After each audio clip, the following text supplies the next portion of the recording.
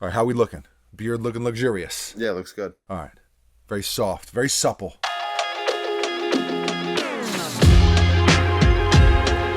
Hello and welcome to the workshop. Thank you for stopping by. We appreciate you very, very much. If you are new to the channel, feel free to subscribe. We upload a brand new video. Buckets, how often? Almost every single day. Almost every single day. So if you love sneakers, you have come to the right place. You can also find me on Twitter, Instagram, and TikTok at Mr. Former Simpson when I am not in this valley/peninsula. I can't pronounce that word. Of sneaker boxes. You can find me on those other platforms. Last but not least, I want to mention uncivilizedstore.com. Buckets, who is behind the camera, and myself, we have a clothing brand, and that is where we sell it. We got a lot of dope stuff on the website. Check it out if you feel like it. We'll put a link in the description of this video. Just throwing that out there.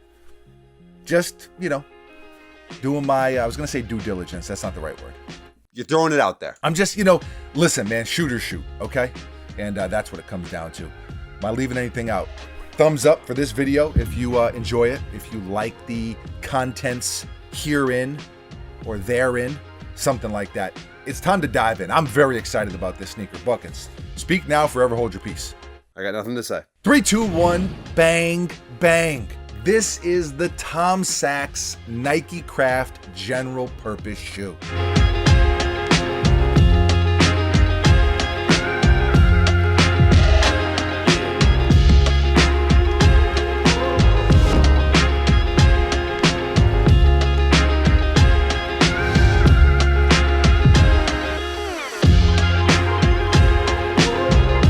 These released June 10th and retail was $110.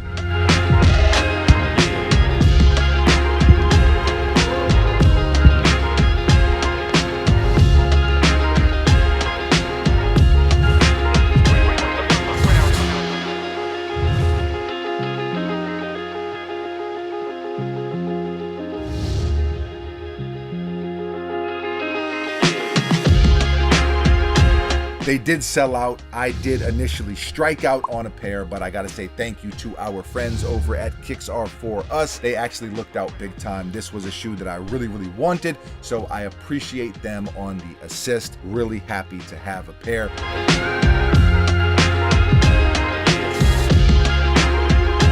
I mean, I'm excited about them. It goes without saying, Tom Sachs is incredibly dope. He's done some awesome things with Nike already with his Mars Yard series.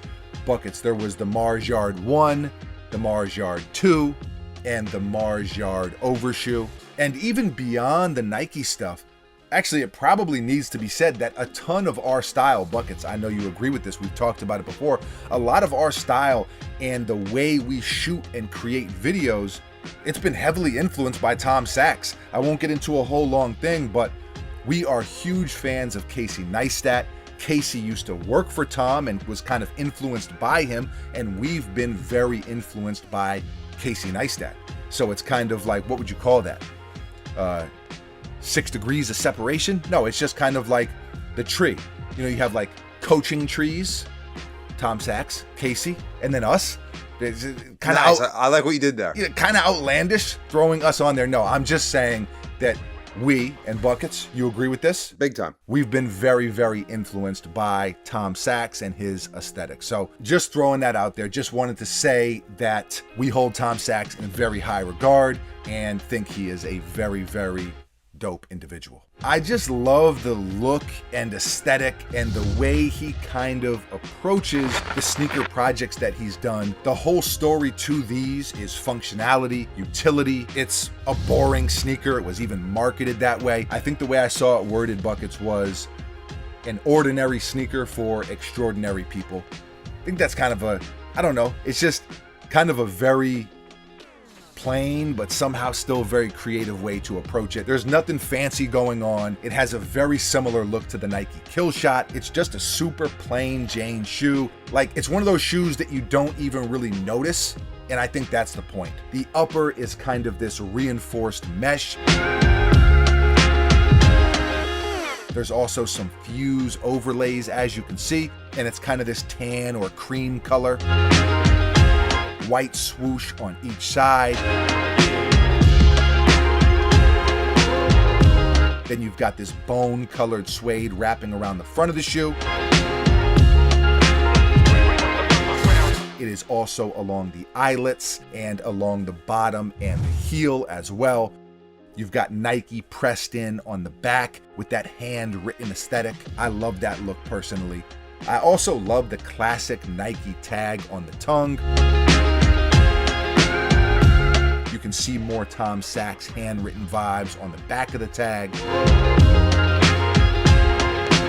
You've got two bright blue pull tabs, which really add to the classic feel in my opinion. Something about that orange and blue just looks really nice. Bone-colored laces, again, nothing fancy. You've got some padding around the inner heel here, which again kind of shows the focus being comfortable, being wearable, functionality, etc., etc. You've got the blue Nike Craft insole, the dark gum midsole, and then this all black outsole.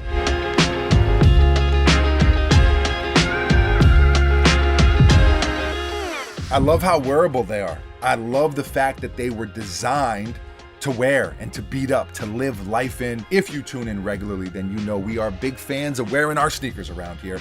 The more I love a shoe, the more I love them, typically the more I wear them. I'm not the type to necessarily put them in a glass case.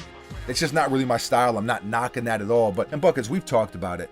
I don't necessarily consider myself like a sneaker collector, even though that is essentially what we do, but I just like the way I feel lacing up a new pair and loving a pair and wearing them and going places in them. And I don't know, I think you echo those same sentiments. I do. Yeah. And these are that. They promote wearing them. I think they're going to look really good beat up. Inevitably, I know some people are going to hate these. Some people are going to love them. They do have hype behind them, which was expected, but I know that turns some people off. I understand. This is something to note.